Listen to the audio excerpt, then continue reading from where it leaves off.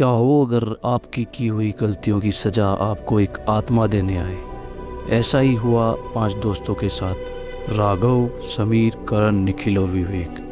बात है देहरादून के पास एक पुरानी इंजीनियरिंग कॉलेज की, जिसका नाम था शिवनाथ कॉलेज। कॉलेज का हॉस्टल बहुत ही पुराना था। उसकी तीसरी मंजिल सालों से बंद पड़ी थी।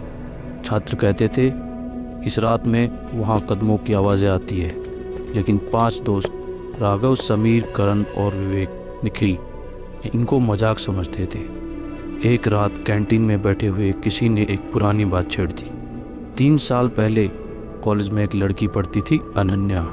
वो अचानक एक रात हॉस्टल की तीसरी मंजिल से गिरकर मर गई। सबने इसे हादसा कहा, लेकिन उस रात आखिरी बार उसे उन 5 लड़कों के साथ बहस करते देखा गया था। 5 दोस्त चुप हो गए, क्योंकि ये 5 लड़के वही थे जिसको अनन्या के साथ बहस करते हुए देखा गया था। उसी रात से अजीब चीज़ें होने लग जाती हैं।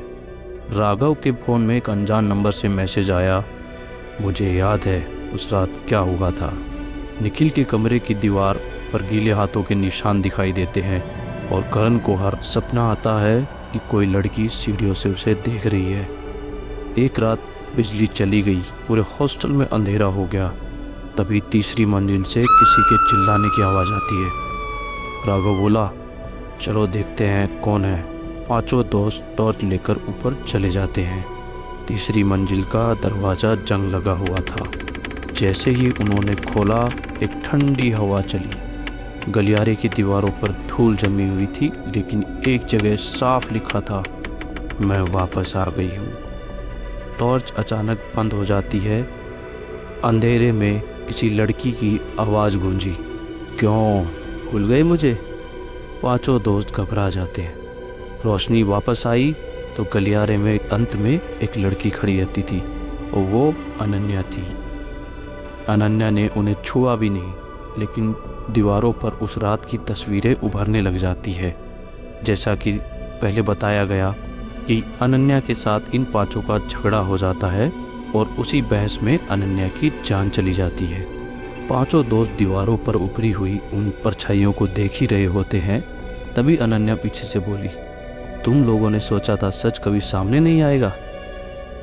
उस रात के बाद 5 दोस्तों के साथ अजीब घटनाएं होने लगी। समीर को हर जगह कदमों की आवाज़ सुनाई देती। करण के लैपटॉप में खुद ब खुद वीडियो चलने लग जाते। निखिल के कमरे में हर सुबह गीले पैरों के निशान मिलते। अब उन्हें अच्छी तरह से समझ में आ गया था कि अनन्या की आत्मा उन्हें छोड़ने वाली नहीं है। एक रात 5 को एक ही मैसेज आया, अगर सच बोलना है तो आज तीसरी मंजिल पर आओ। डरते हुए वो 5 वहाँ पहुँच जाते हैं। अनन्या फिर दिखाई देती है और उसने धीरे से कहा, मैं बदला लेने नहीं आई हूँ, मैं सिर्फ सच सुनना चाहती हूँ।